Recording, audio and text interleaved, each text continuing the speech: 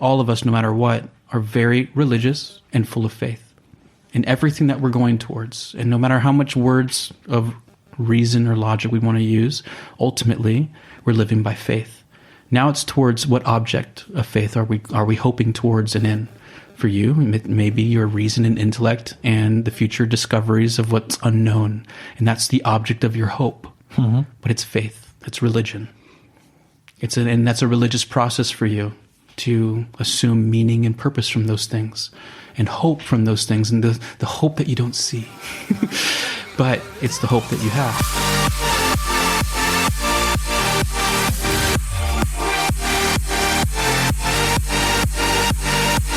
So, what's the topic of today? The existence or inexistence of karma. So, what's your thoughts about karma? Do you think it exists? It doesn't exist? I will let you mine afterwards. So, you want me to go first? Yeah, sure.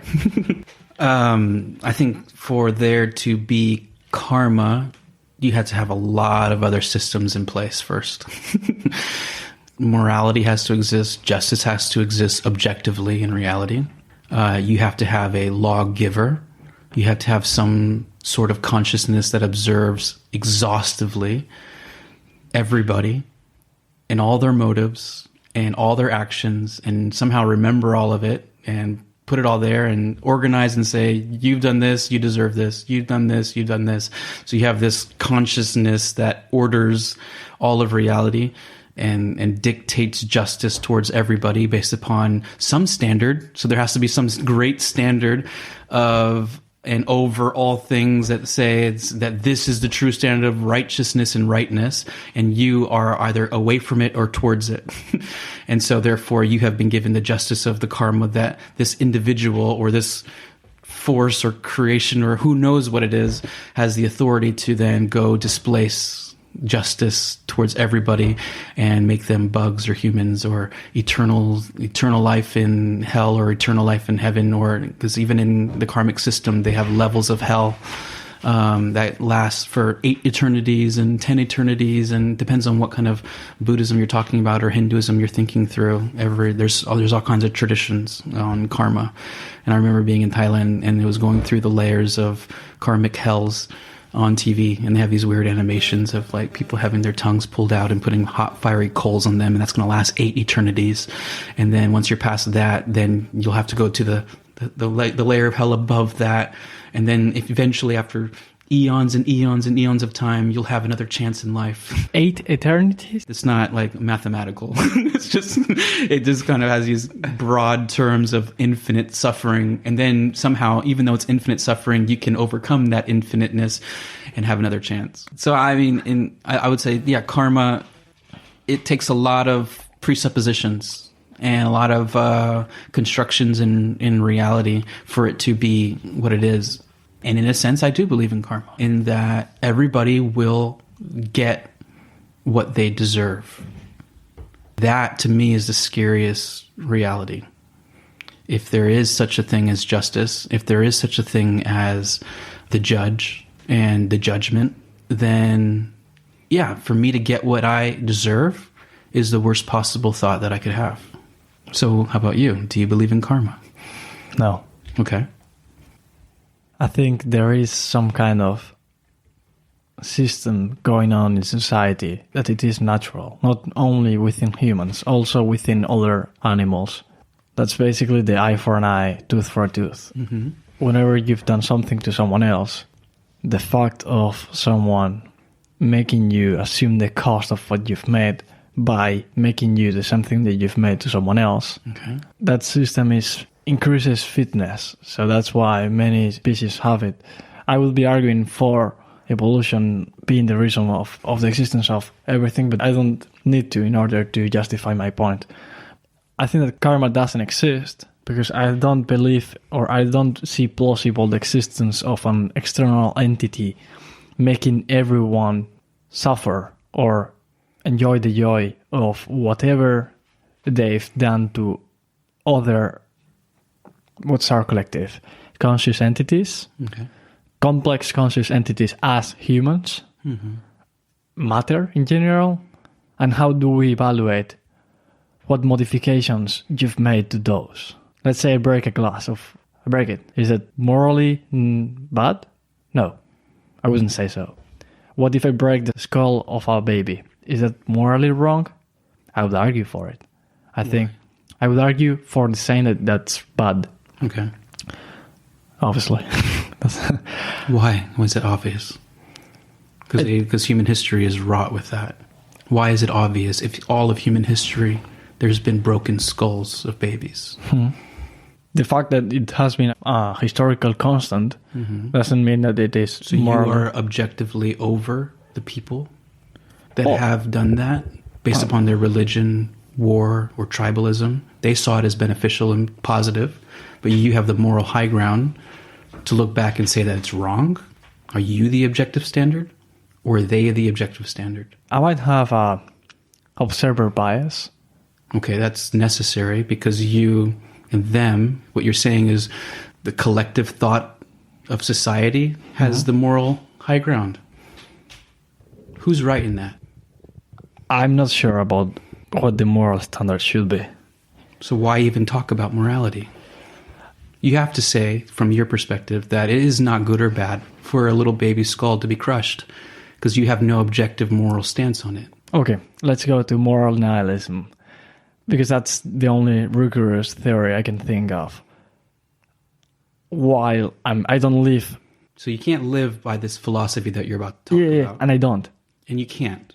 But that's the only... Nobody can. So why talk about it? If it's not a part of our reality and it's not livable... I don't have to talk about it to defend my argument against the existence of karma.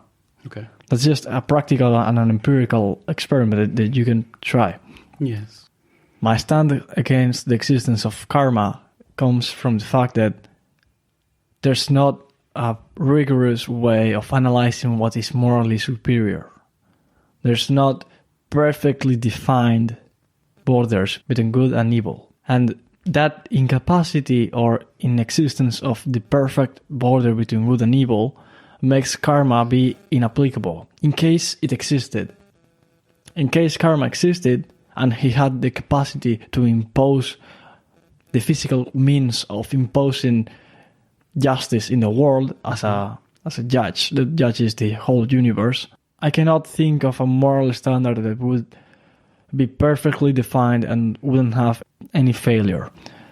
So that's why I think that it's very necessary that when we talk about morality or justice, it's based upon the information that we can assume from the situation.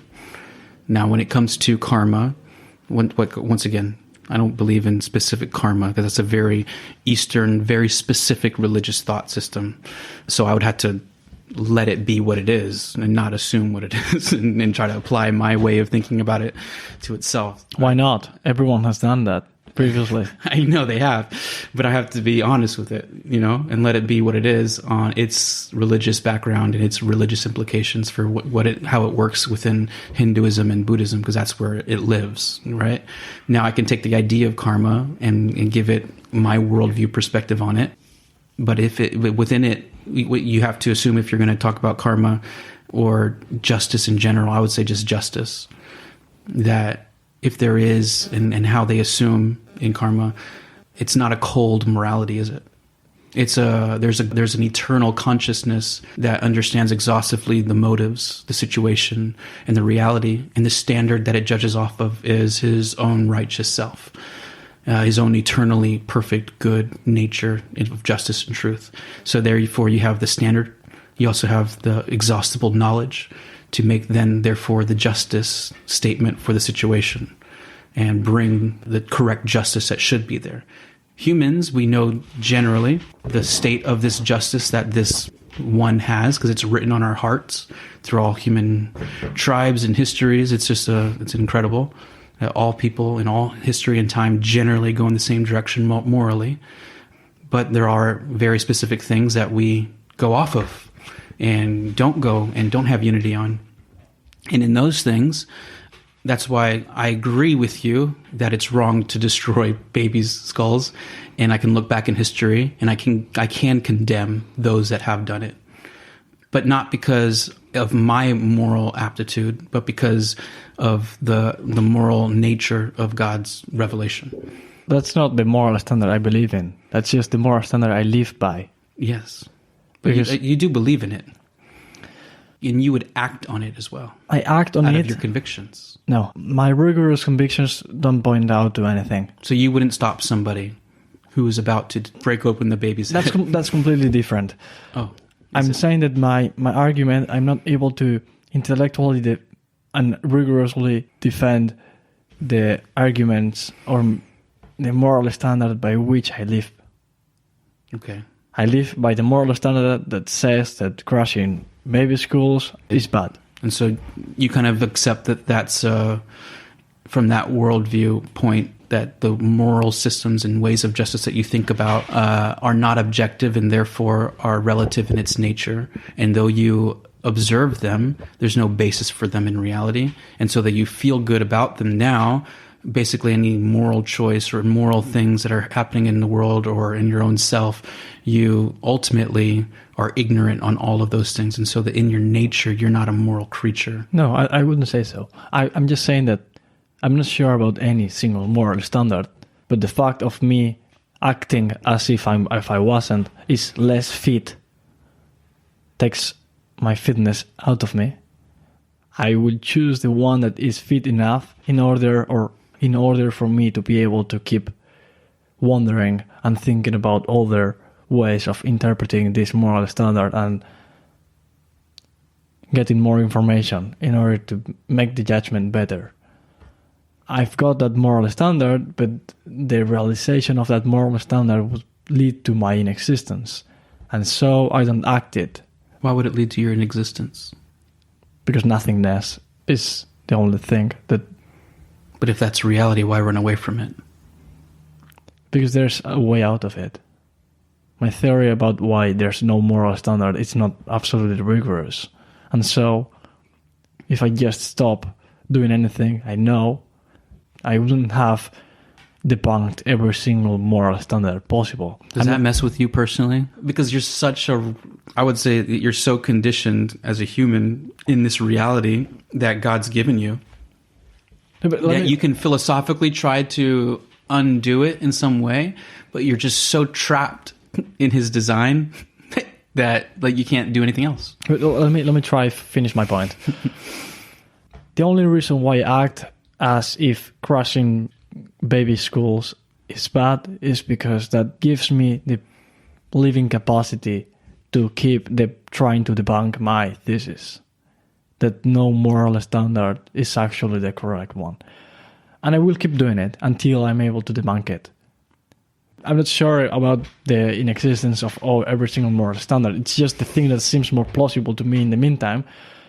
But I see possibility in the future to debunk it by a career in neuroscience, let's say, or whatever other thing you can do to increase your capacity to make judgment. So going back to my reason why I don't believe, I would say that karma doesn't exist.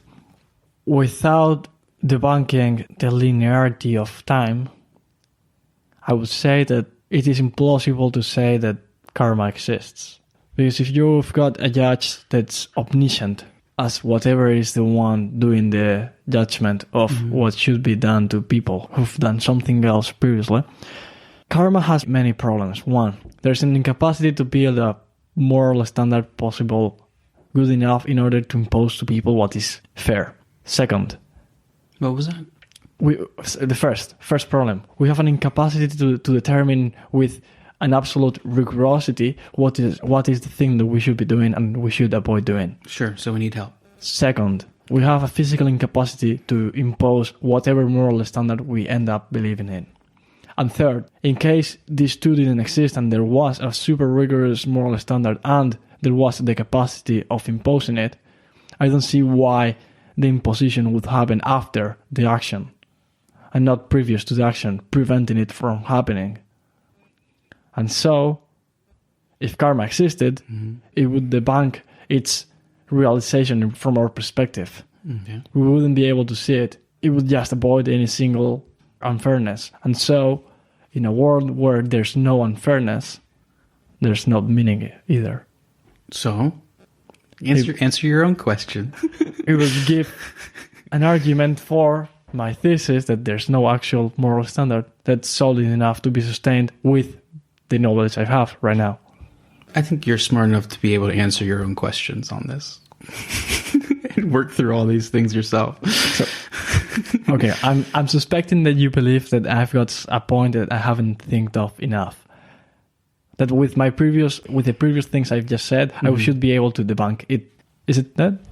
Well, I think that you're smart enough to see and be your own devil's advocate if you had the time and work through that and get your way out of that really quickly. I don't think so. I don't think I'm smart enough to get out of it. I would have done it already. Well, like I said earlier, when we had our personal conversation, I do think there are more things going on in our hearts and our choices than just the evidence, quote unquote. Yeah. I think if we have such a concept of morality, it's really, really difficult to understand why. And why are we not imposing that on the animals if we are morally superior to them? Why are we not controlling them in a way if it's truly, if it doesn't separate us humans from the animals? Why is there a separation between humans and animals in this capacity? And why should we defend humans? And why should we think of humans as having intrinsic value? Do you believe that humans have intrinsic value or no? I've got no idea. Okay. So to treat them as if they do, with justice, it assumes that you believe that humans do have intrinsic value. So do you believe in justice? It seems plausible to me that justice doesn't exist. Doesn't exist. It seems plausible to me. I'm not sure. Is there a should in there? Should justice exist? Do you have a human feeling viscerally? Oh yeah, but my visceral that justice should exist. But my visceral willingness doesn't point out to any truth. So you don't think in itself to violate other people's free will is a wrong thing in itself? I'm not sure about their free will, neither of my free will.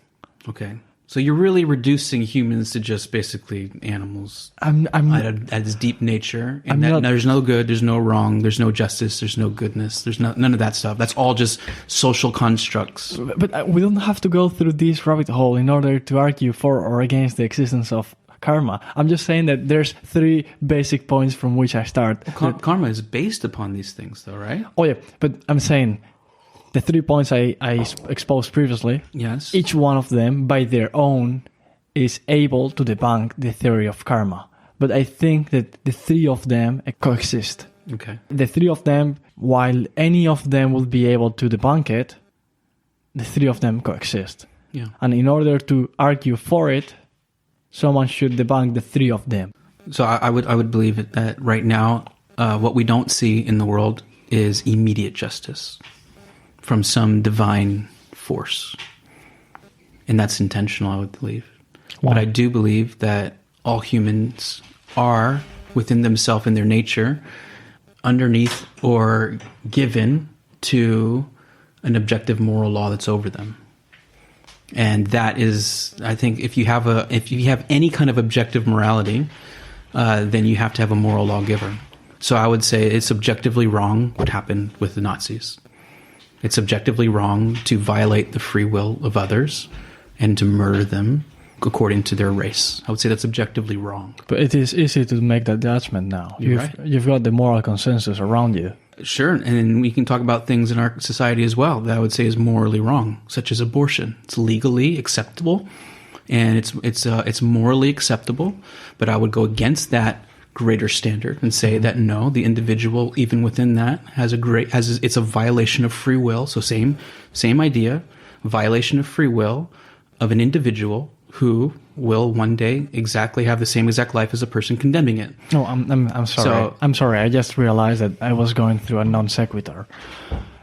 The fact that you are not brave enough to go against the current moral standard has nothing to do with your position against or for karma. How brave you are doesn't mean that you're wrong. Mm-hmm. So my comment doesn't have a root of reason behind it. I would just say, if there's any kind of moral law, there's a moral lawgiver. And if there's anything wrong in the world, anything that is good or bad or should, now you have to have a standard for where that is and how that comes. And I think that the nature of our world points to the vision that since the world itself is a designed, ordered system, that the designer of that also has given the creatures that bear his image that moral law.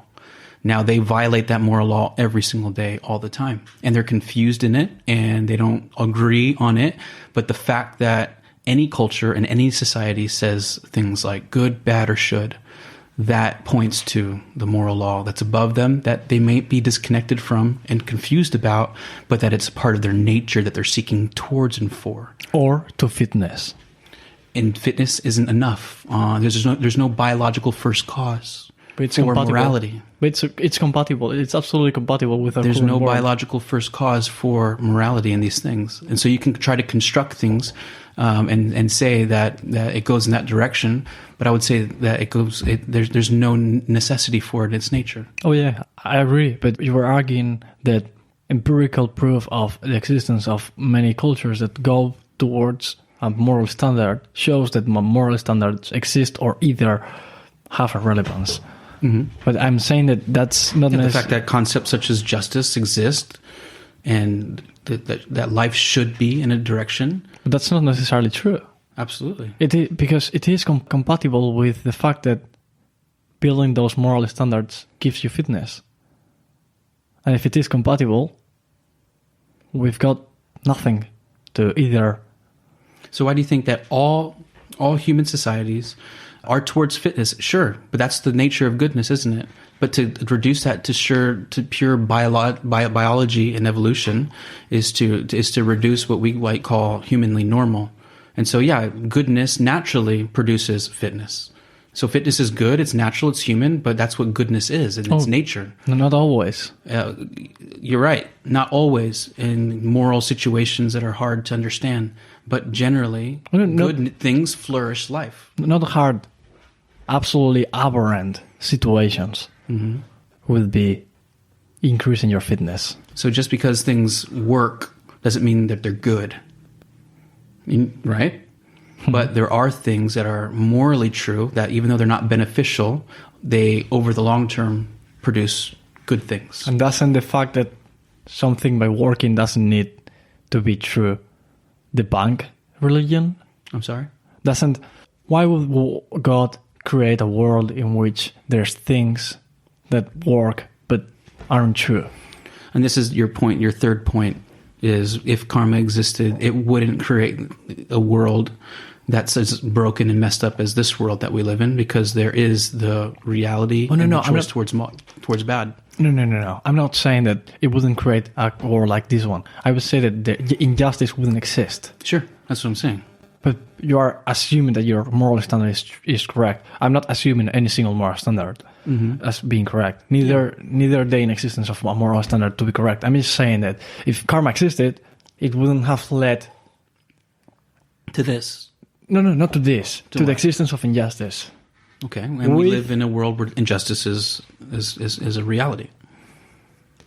I wouldn't like to position myself in that place because I'm not sure about what I... Because what you're doing is you're using a system of morality to debunk morality. You're saying, oh, this is such a bad system, but now you become the moral standard of what's right and wrong. Isn't that weird? What's the alternative to that? I'm just that's the thing. It's kind of like this whole argument of, is there anything that's absolutely true? What do you say? I've got no idea. Okay, that's the only answer you can slippery get away from. Because the truth is, it's like, say no, that's an absolute argument. It's one of those things where it's like our reality and the way that things are is so locked in itself of going in a certain direction that we're trying to figure out a way out of it, but it's always going back to the same thing. That's why all human cultures ultimately come to the place of believing in something more. Even in our secular world, the something more has just become the self. And so, or in the pursuit of the abstractness of science or something like that to lead us into the light of truth. So secular religion is a very deeply religious process. And though they don't have the traditional religious markings of the past, religiously speaking, it's going in the same direction. So the human nature is always constructing the same pathways, just with different names and images. And it's like, because we're deeply just locked in this one way going forward. And it's towards the greater, the absolute. Because we're just locked in that reality. And why then are we in this world where there is injustice? And it's the same thing to say, why is there not justice enacted immediately, all the time, every day? One, we would all die, and we would all be judged in the moment when we were at the age of moral accountability, because we all have done wrong. And so I would deserve to be judged and put away since I was a kid, since I have broken the moral law of reality over and over and over and over and over again. That's why it's like, if karma is real, I'm in a bad situation, because if I'm going to be truly judged on the absolute standard of what's good, I have failed at what is perfectly good every day, all the time. And so if karma is real, if there's any kind of justice in the world, if there's any kind of goodness, I think it's one of the scariest things to say that God is good. Because if he's good, he's perfectly good, and I am not even close to that. He is infinitely good, and I have nothing to do with him. And that's why my only hope is through the historical Jesus, who came and died so that I can be forgiven, so that I can come and have the record of my wrong cleaned and forgiven, past, present, and future. And that's grace. I don't deserve that, because if I didn't have that sacrifice and atonement, then I would have to face the law on my own. I have to face the music. I have to face reality and the truth of justice. And I just can't stand up to the reality of who I really am in the light of that. And I have to humble myself and be needy and ask for forgiveness, and to recognize that I'm a sinful person, and to recognize deeply that I'm a mess and I need help, and that God has done something to restore me. But I had to come to the realization that I'm weak and sinful first. And so I think, like, why then did God even create this world? It's for choice. And what we're seeing is injustice happening all over the world, and the root of all injustice and evil in the world is the human heart. That's the root of all things. And so the human heart has the potential to destroy, through its own election, the world that they live in, their own life, the life of others, and that generationally compounds to where you have whole societies and power systems and struggling of injustice and brokenness, but it's rooted in the human heart. And the human heart chooses, and this is the reality that the human heart has constructed based upon its free will that it has had. And this is our opportunity to choose. And this is the world that we choose to live in. But you are assuming the truthness of your belief. I'm being able to do a meta-analysis of what... You think you are. But you're borrowing from my worldview to do it. But why don't you do a meta-analysis? Once again, to do any kind of meta-analysis, we have to borrow from other people's worldview to begin. Or from the information you've arranged until now. Why do you assume that I'm the standard of that intuition? Of whatever you have. Why is the intuition a standard in itself? Because alternative would say that there's nothing that we should be doing. Okay. If I'm not the one worthy to do the judgment, who is? No one. Yeah. So you're stuck with putting yourself to be the standard. Another alternative, which other people are coming at you and saying, hey, Alex, you don't have to do it yourself. Like, hey, there's another out there that can help you. And he has the great vision of all things to help you in that direction. So there's other people pointing you and saying, oh, you don't have to be on your own. You can have help and to go to a place where you can never arrive to on your own. And why would you even start to trust in yourself for that job? Because you're too limited and fragile, and you'll never be intellectually able to understand the direction that you seek to go. So why even start? Shouldn't you humble yourself? And if there is the possibility and potential for the great mind of reality to reveal itself to you, shouldn't you start there and not with yourself, since you know that's a futile direction? Okay. If you're right, that I will never arrive to a moral standard rigorous enough, I would want to have that theory being rigorously enough shown to me. Sure.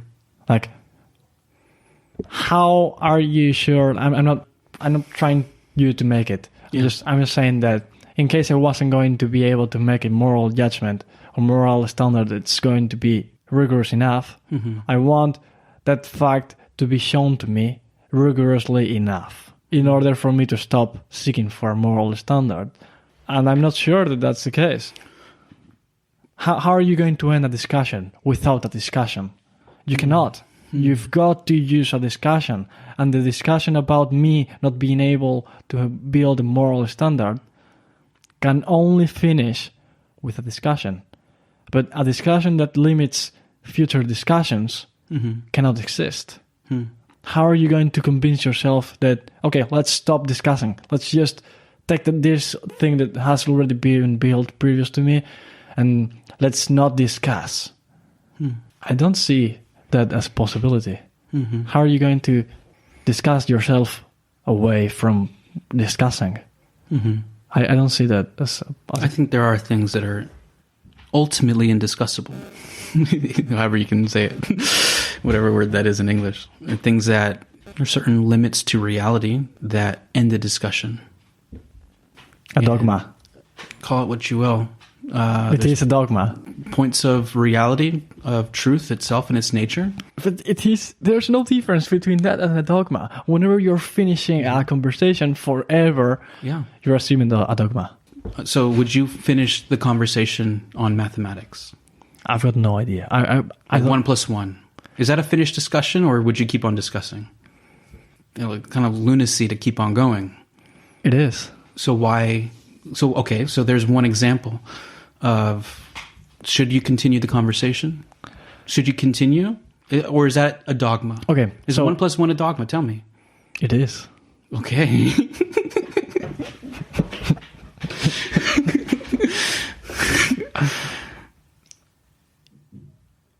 If my theory is not right and you're pretty sure about it, because dogma is somewhat positive to your life, you should do it explicit.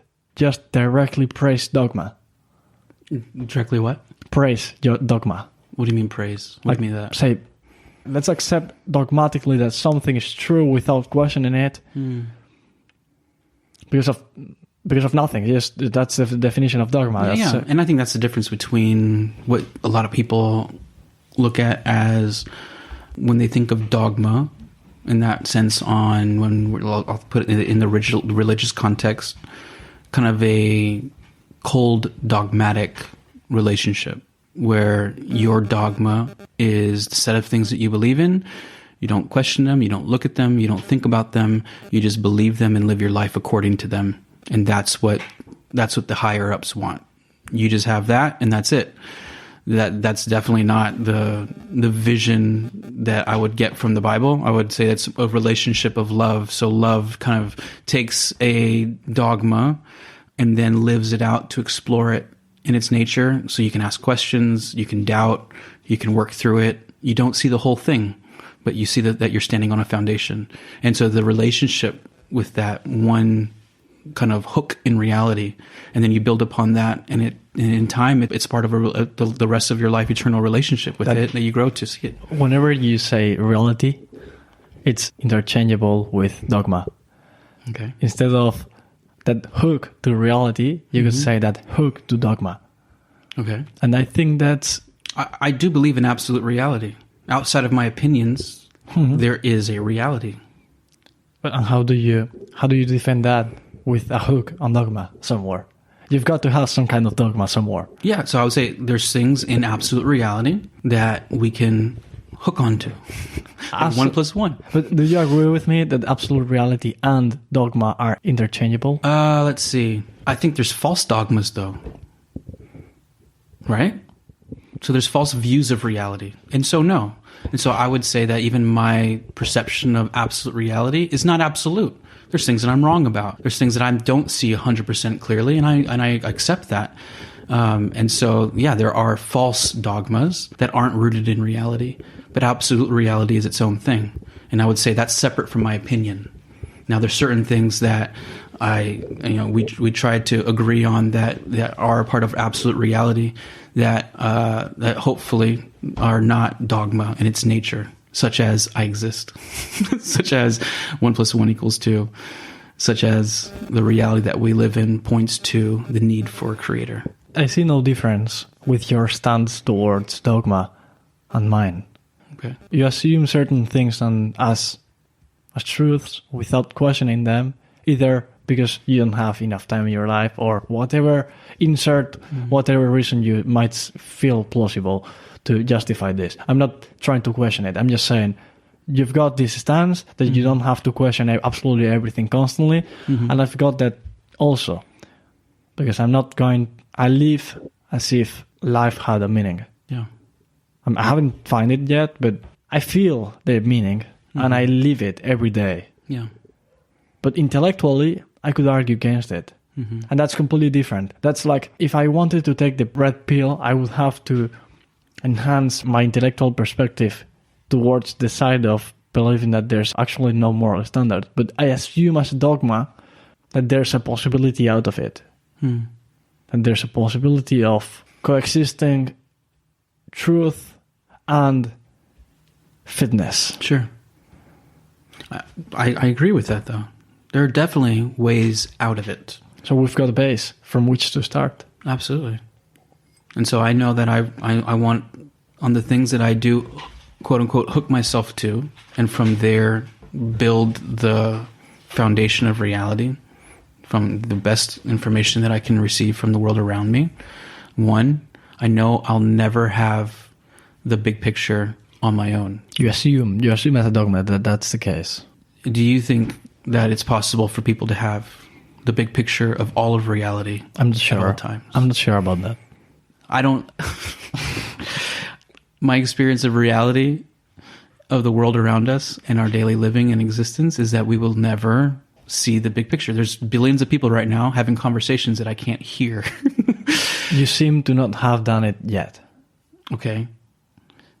So even within the biological frameworks of a human being, the limitations of a human being, the fact that we live and we die, and that this is the finality of reality for us as humans, I would say that is unquestionable in our world, in our existence right now.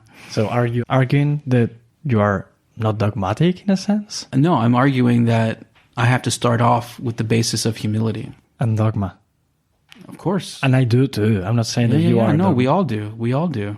And within that, that's why I said from the very beginning that you might use the word dogma, I use the word faith. That all of us, no matter what, are very religious and full of faith in everything that we're going towards. And no matter how much words of reason or logic we want to use, ultimately, we're living by faith. Now it's towards what object of faith are we hoping towards and in? For you, maybe your reason and intellect and the future discoveries of what's unknown. And that's the object of your hope. But it's faith. It's religion. And that's a religious process for you, to assume meaning and purpose from those things and hope from those things, and the hope that you don't see. But it's the hope that you have. No, but let's try to debunk that. Okay. What if that wasn't true? What if, in case seeking for future technological improvement wouldn't give a reason to live, in case we're sure that that wasn't the case, we would have had to arrive at that through a super long experiment in which that has been proven with certainty. And I think that if science can be defined in any way, is the progressive increase in certainty, which never touches one. You never approach absolute certainty in anything. And so I'm able to decide between life and death, but that's a one-way path. I cannot go back. And so my investment is asymmetrical. As long as I'm not 100% sure of the non-existence of anything of moral weight, I will never decide to suicide. Okay. And if you believe in the scientific method, and so you're not 100% sure of anything, you wouldn't even be 100% sure about not being sure about anything.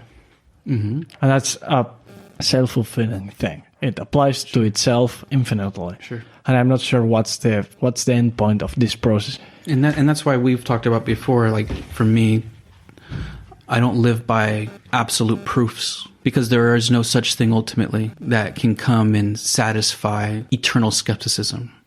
So absolute proofs are not the way to go forward, and I know that. So the evidence is the way to go forward. And for me, the evidence points towards lots of things that are good for us to confidently trust in. But which we have.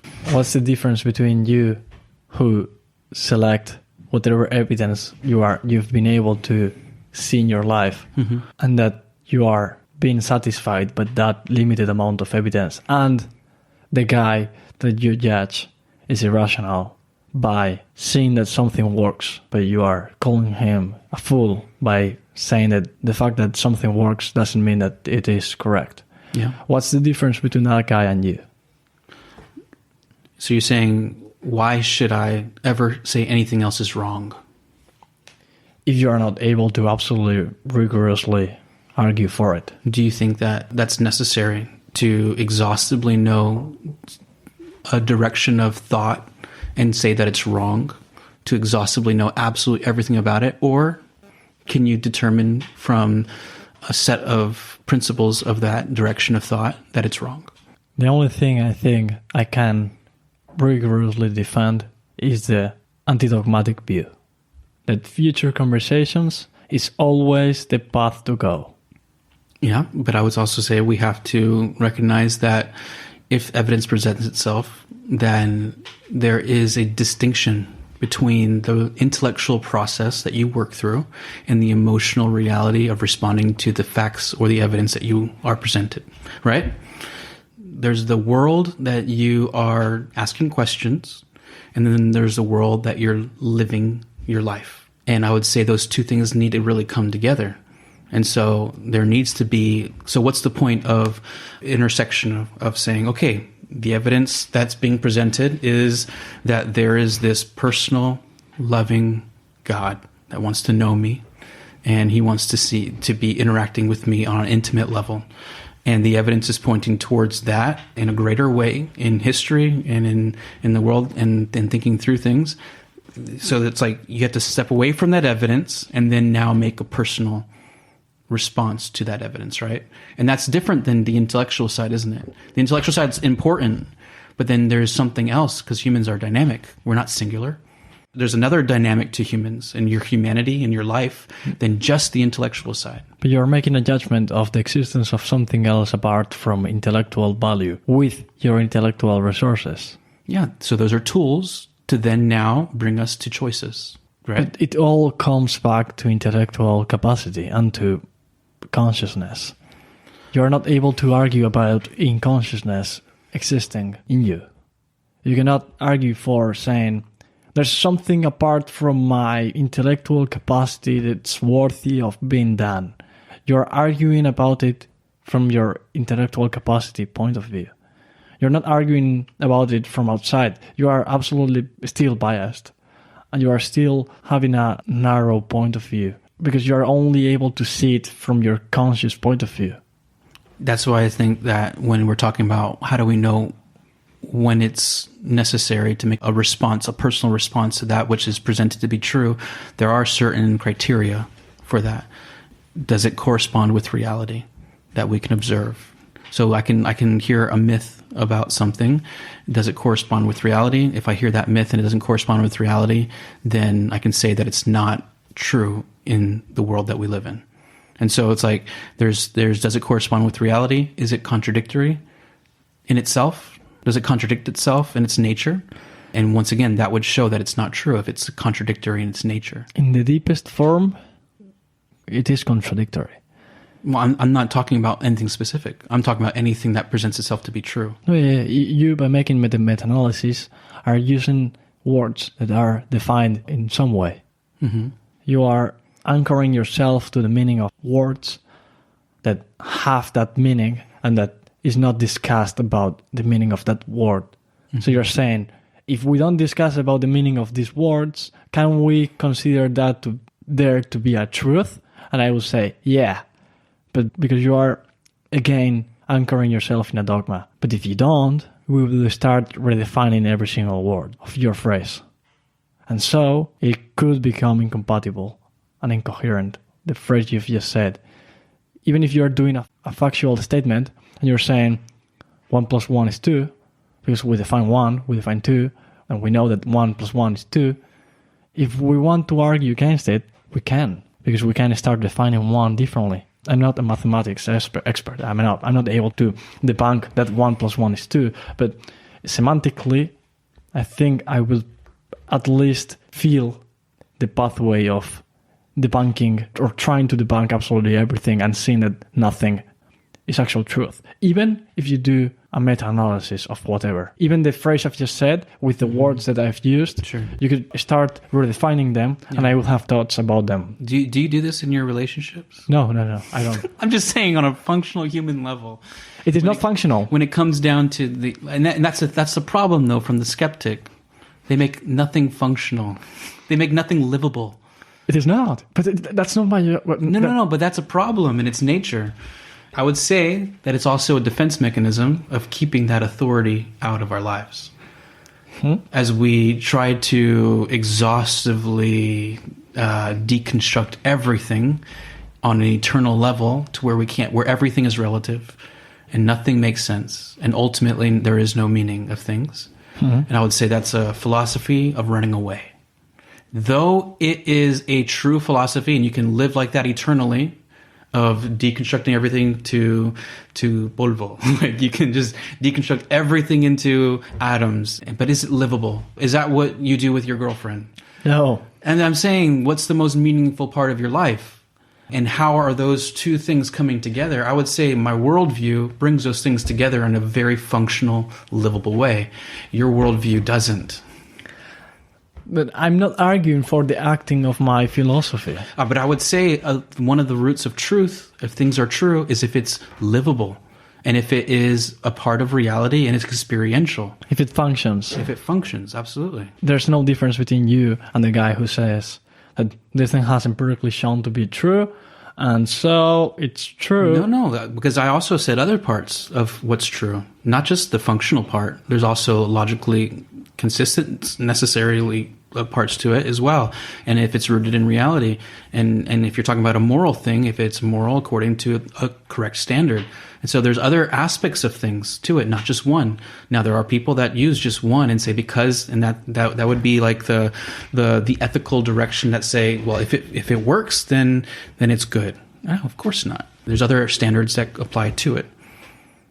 Okay, so you're saying that because of you being able to have a coexisting of empiric proof and reason in those places in which the two things have converged. That's the most real things that we can have in our life, right?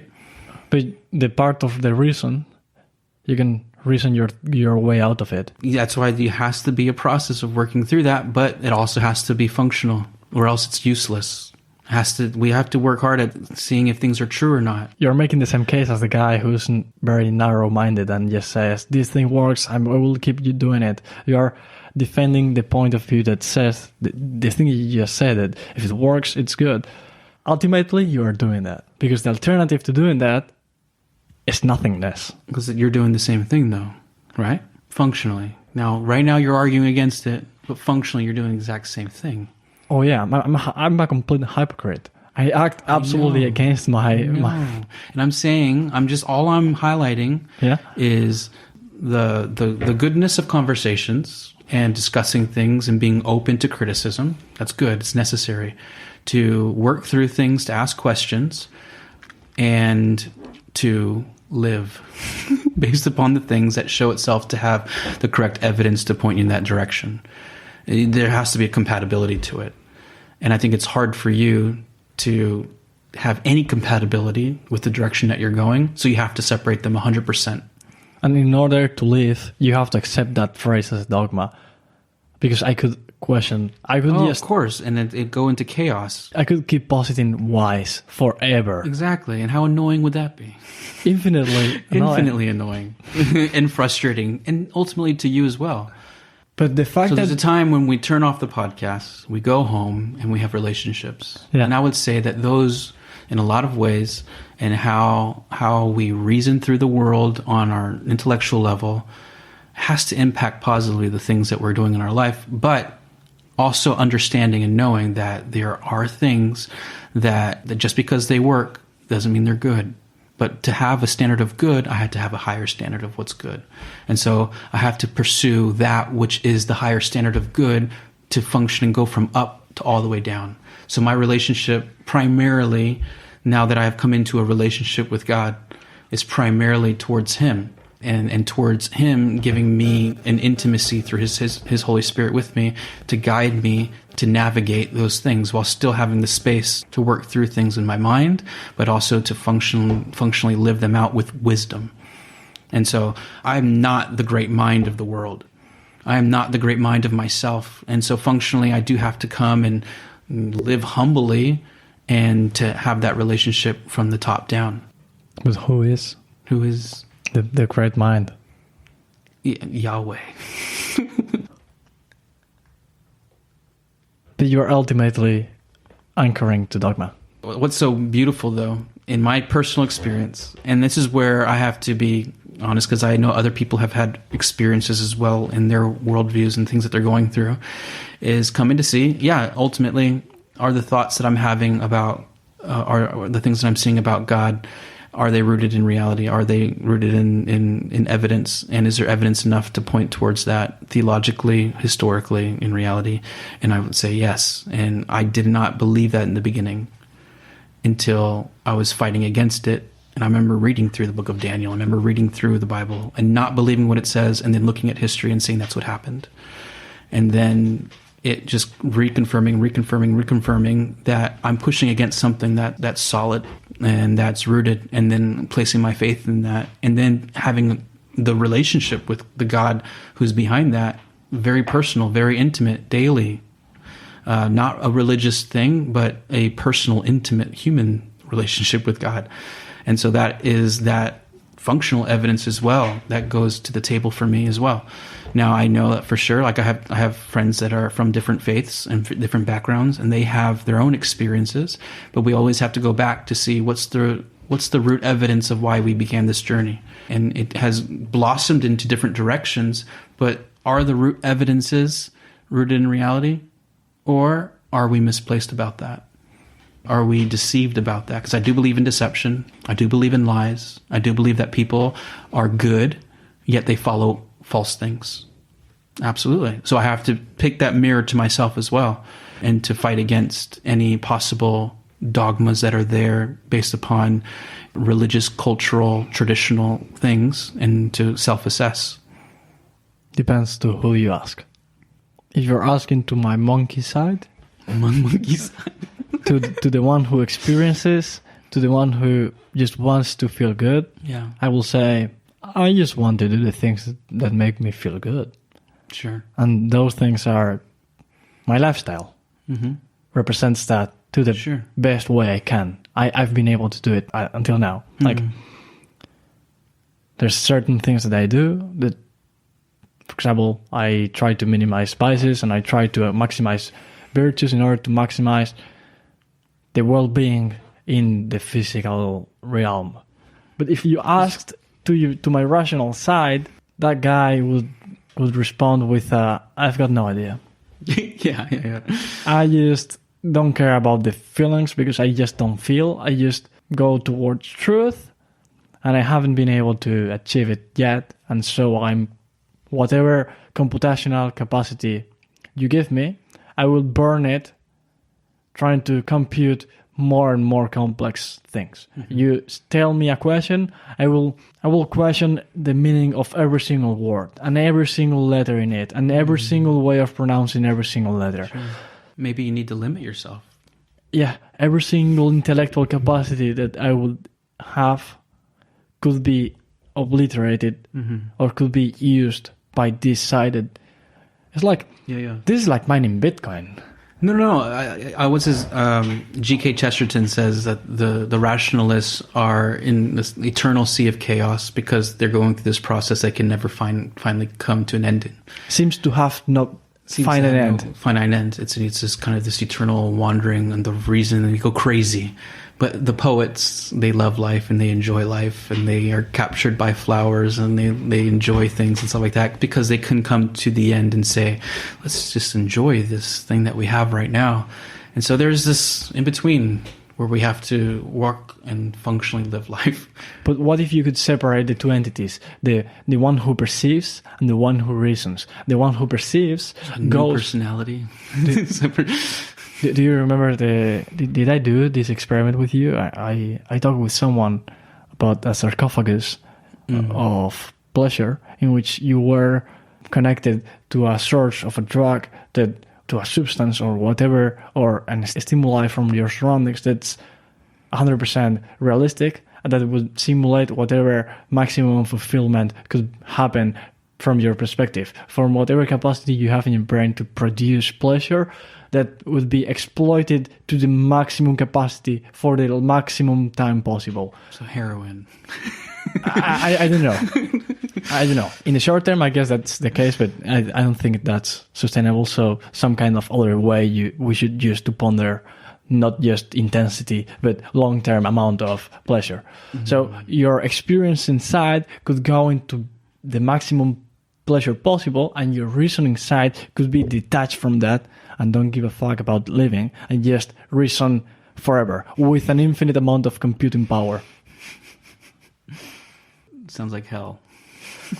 from your perceiving perspective, because you're conscious. But if you weren't conscious and you were just reasoning about things synthetically, it strips us away from our human experience for sure. You don't want to experience it, sure. And I don't want to experience it either. Yeah. I haven't. If I wanted to, I wouldn't be able to do it. Yeah, I just wouldn't be able to do it. But if I wanted to do it to the highest capacity, I would just try to live a life in which I invest the biggest amount of time in reasoning, so I can use the biggest amount of cognitive capacity I have towards that objective, and I have physical limitations. My mental state would decay super fast. And so I have to keep making it higher. So that might be what I'm trying to do.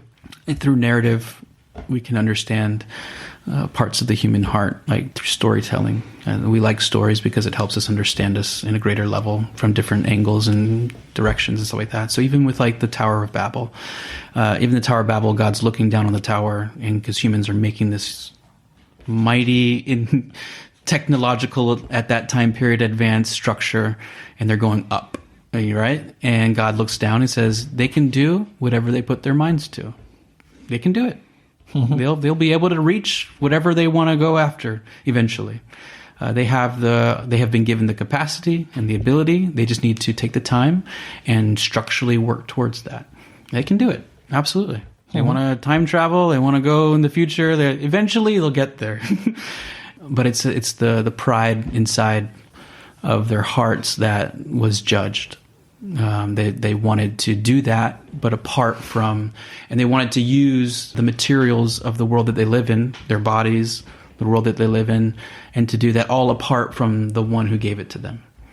And so I think God wants you to progress, and he wants us as humans to progress to infinite capacities and to construct, but the design of humanity is to do it with him, and to do it alongside of him, and to reign with him, so that we never go into the false, broken vision that we have a better way than his, but that we do it alongside of him and under him. But he wants us to do that, and he knows, and he's given us the capacity to do that. So that's why science is good, construction technology is good, but when we do it apart from him, we eventually are doing, it's just not a part of the story that it's not the story that we were created for. And so we're eventually doing what we were created for with the tools of the God who gave it to us, but not with the God who gave it to us. Would you say that reasons for the existence of karma? Of karma, big circle, a huge one. No, and that's the difference between the two. And so a lot of people, I would come to the end and say, there will be a judgment. And God will look to all humans and say, your will be done. And so if you want to go live life apart from God, then God will help you with that and give you the space and the place to go live apart from him. But if you go live apart from him, you go live apart from all the things that he gives and provides. And there's no earth, there's no body, there's no life where there is no God. And so if we want to live apart from God, he will honor our choice in that direction. Let's try to... That would be karma in that sense. You get exactly what you invested into. Let's try to stillman karma's existence. Let's try to create the most plausible theory that will argue for the existence of karma. Mm-hmm. I will start by saying that karma is a system or an entity or a feature of the physical world or of the world without being physical, whatever other world that's not physical that can exist, it is there too, that imposes a symmetrical act to whatever entity with free will has decided to commit in order to impose some kind of symmetry in the world, but not with a temporary homogeneity. Whenever you are committing a theft or something that we might consider immoral, whatever is going to produce the symmetry in the world, the existence of karma would create the symmetry, doesn't necessarily have to do it instantly, or doesn't necessarily need to avoid that existing, because we are sure that there's a certain moral standard that's correct. And so, if you are good, you will have something good going against you, or going forward your cause. Something good will happen to you. And if you are bad, something bad will happen to you. But we can empirically prove that in the cases in which karma seems to have been realized, the time in which it took to realize, it's not homogeneous.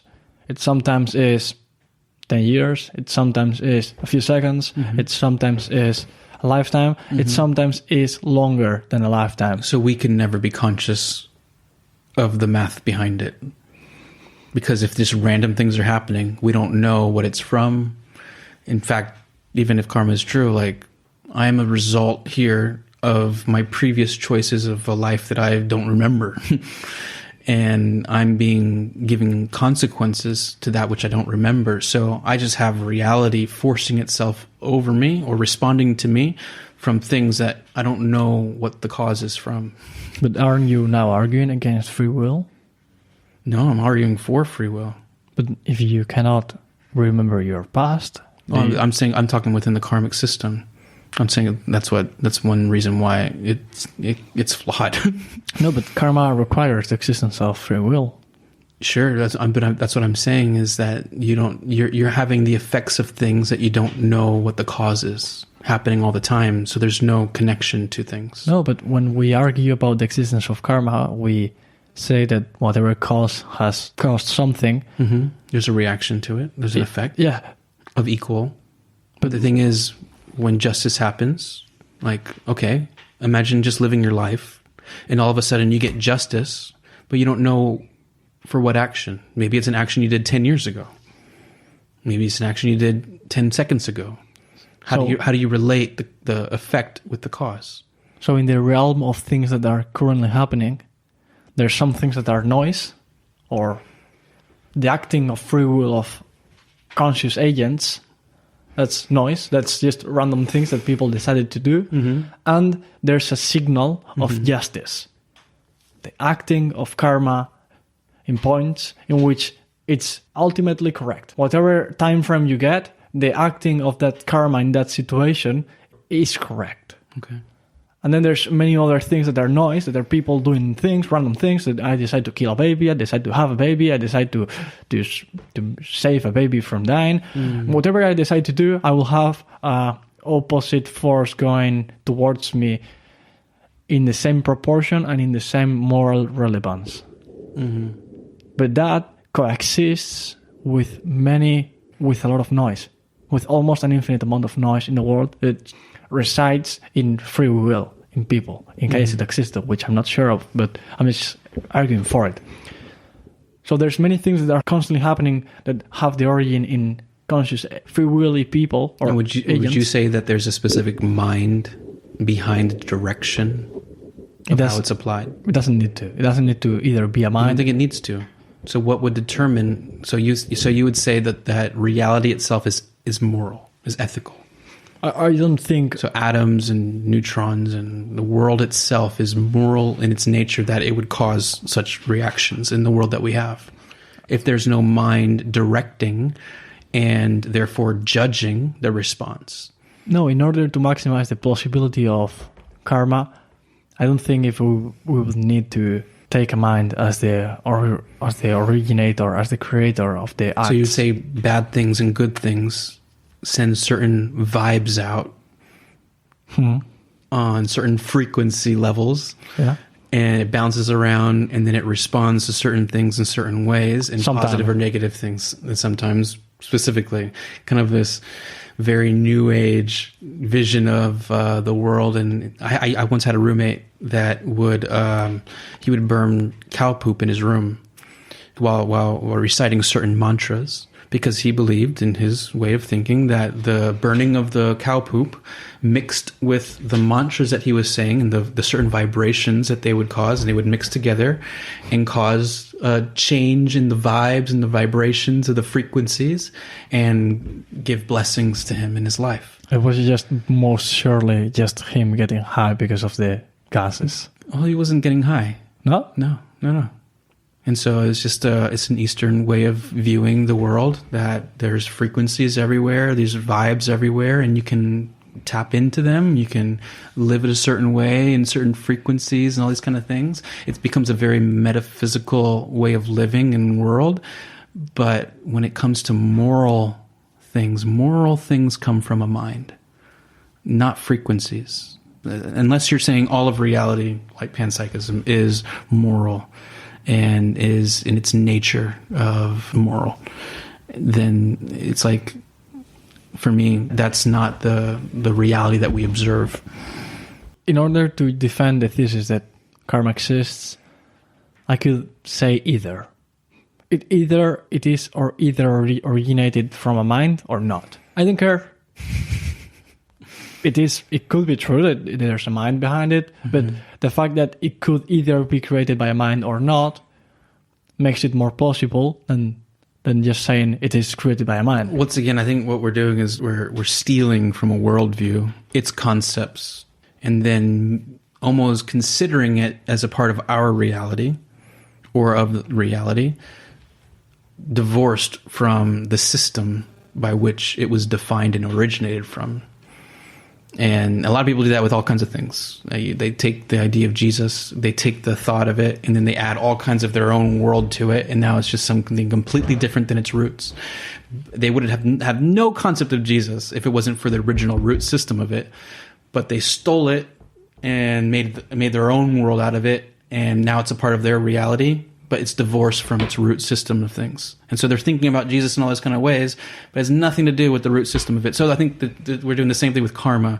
We're kind of stealing it from its root system and then thinking through as if it's part of reality. But what we didn't see is that this is something observable within reality. And based upon reality, we come to the conclusion that karma is real. No, we're taking it from a philosophical system of the East, which has all kinds of root realities connected to karma. So you're talking about deities, you're talking about authorities, you're talking about powers, you're talking about systems, you're talking about religious concepts that therefore form the karmic wheel and reincarnation and how reality is. You can't divorce the concept of karma from all those things and try to placate it to our Western way of thinking through reason. That's why it's like, man, I don't even want to talk about, I would say, because like I do talk, when I was in India not too long ago, I was talking to Indians, and one of the things that we would say a lot is like, in a way we can see how your karmic system works, we can observe it, but what we do observe from your own system is that you're stuck with bad karma no matter what. And this bad karma will be against you through your eternity until you work your way out of it. And so from your system, I'm observing, and you're agreeing that you're always under the reality of your bad karma from your past lives, and that you have to morally work your way through these eternal layers until you overcome your bad karma. Now, I can observe your worldview and how you think. Now, here's a promise from outside of your worldview that whoever comes to me, I will forgive you of all your bad karma, here, now, and forever. And that's the promise of Jesus. He's outside of your worldview, but he's promising you that he can interact with your worldview and transform it and completely direct you towards a new way of dealing with your bad karma. Instead of the process that you have, here's a better tool to help you out and bring those two worldviews together, to be a part of it together. And we saw many Indians say, you know what, I need that, and I don't want to go forward with my tools to solve my problems. I need greater tools to solve my problems. And if this Jesus is true, please show me why, and then we'll see if that's something that I can accept. So, would you say that the existence of our current court system argues against the existence of karma? I think that it's grace that we have justice in our court system, because it's because of the government having the authority by God to, it's not perfect, there's injustice, but the fact that there's anything is a lot better than chaos. It's not perfect though, and it's not a system that's going to bring true justice to anybody. But it is, I would say, God's grace to give us those systems. And he says specifically in 1 Peter and in Romans that it's God's gift, and they have the sword to take care of the evil in the world. And so, like, it's not a perfect system. In the realm of karma, it would kind of go in some ways even against karma, because now you have people interfering where karma should do the work on its own, right? Shouldn't karma just go and direct people? Why should there be justice? Yeah. Why should there be justice systems? Why should humans mediate between karma and people's specific actions? If karma is true, then why are people there saying stop when karma should do the job? If karma, with our current standard, exists, our current... Then get rid of the justice system. Yeah, we could. Yeah. If karma existed, our current court system would be redundant. So where's the faith of the people who believe in karma? Nowhere. It's not applicable, because the justice system exists, and therefore there's no confidence in the system of karma. And so why build the court system? Because they know that they need justice. So why isn't karma so... Because it doesn't exist. Oh, so karma doesn't exist. Wow. With our current standard, which might be totally different from the absolute to the highest possible moral standard that might be being applied to the universe. And so me, from my ignorant point of view, I'm not being able to reason about it. So whatever chaos seems to be happening around me, but might be the realization of absolute morality being forced by an absolutely powerful entity that only allows justice to exist. From his point of view, or her point of view, or from its point of view, which I'm not being able to reason.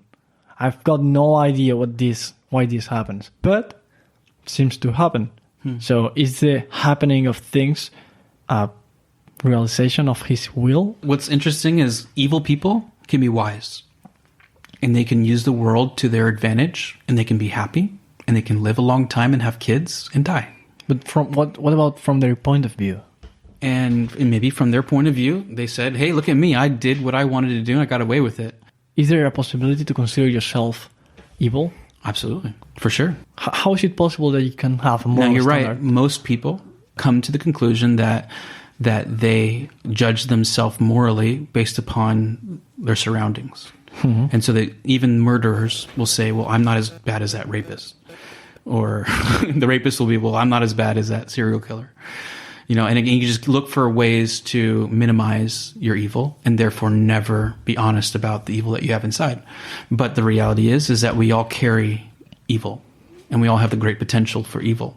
And so, I mean, it is helpful that through certain worldviews like Christianity, it does reveal the reality of saying, hey, we're all a mess. Stop running away from the reality of what you really are, and don't put the standard of other humans around you. Put the standard of God on you, of perfection, and then you'll see yourself very clearly in the light of your imperfections. And so that does help to be honest with myself or oneself, and to see things for how they really are, which is that we're very far from perfection, and that we are very morally broken in lots of different ways, and we need help.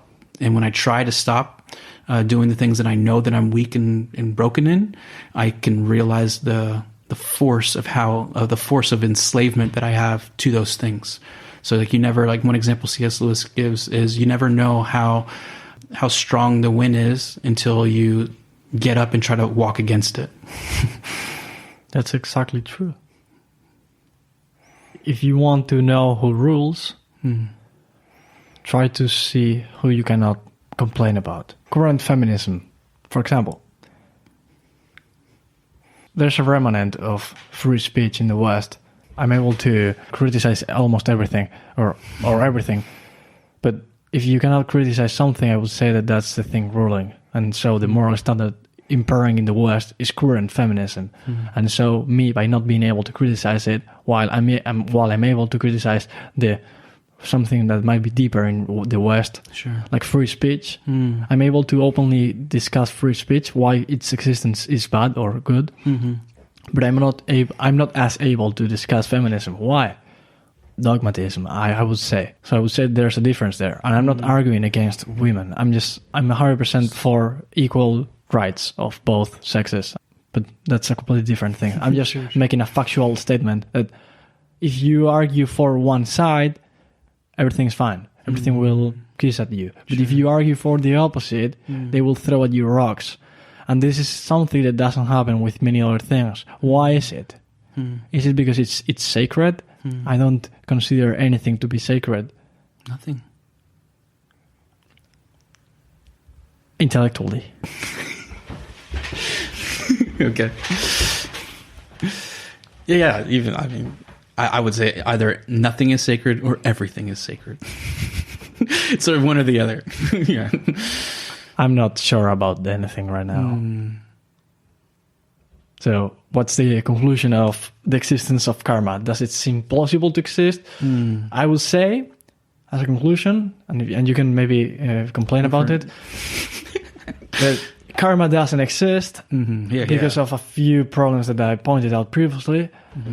And the world that we are seeing right now is compatible with the existence of karma, but only of the existence of a karma that obeys to a moral standard that is so higher than mine, that I'm not able to reason about it. And so I just see things that are seemingly unfair to me that are ultimately fair. So either that's the case, or either karma doesn't exist. But karma, with our current moral standard, definitely doesn't exist. Yeah, I would just say that absolute morality exists, but in the nature of the one who designed and created all reality. And he's the standard holder. And from that, all humans are by nature under his authority, because we're born into his world. And so we're under accountability to our creator, everybody and anybody, because we have been given the capacity for free will. And that is a gift to rule and reign and build a kingdom, but in what direction? And so we can build unjust kingdoms, false kingdoms, lying kingdoms, or we can build true kingdoms in the image of our creator. And we will be judged in the light of the truth of the nature of God. And that will separate that which is with God and that which is not with God. And that which is with his standard and that which is not with his standard. And that will be the ultimate judgment of all people. But right now in the world, we have free will. And so that's why there's rapists, there's murderers, and they get away with it, and they're living happily in their little bubbles and corners. And nobody's talking to them about their injustice. But ultimately it will come, but not through random or seemingly random things happening within the frequencies of the world, of the created world, but through God himself, because he's the standard of morality, and therefore he's the only one that can actually give morality in a just way. Okay, those were two really different conclusions, but that's good enough, I would say. Stay tuned.